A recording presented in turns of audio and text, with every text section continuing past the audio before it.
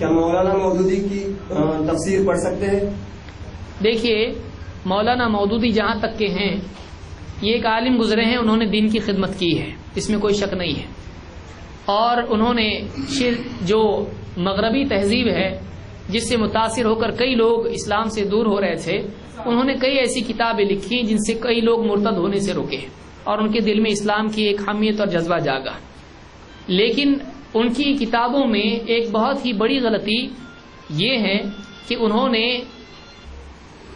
خلافت کے موضوع کو دین میں سب سے اہم موضوع قرار دیا۔ انہوں نے حکومت الہیہ کا قیام اس کو دین میں سینٹرل ایکسس بنا کر رکھ دیا،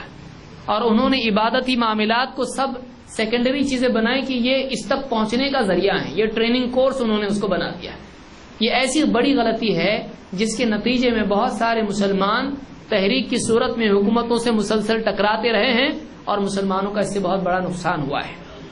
تو یہ ایک بہت بڑی غلطی ہے۔ ان کی تفسیر میں بھی یہ چیزیں چھائی ہوئی ہیں، اس لیے ایک آدمی جو دین کی ابتدا میں دین سیکھ رہا ہے اس کو مولانا مودودی کی کتابیں نہیں پڑھنا چاہیے۔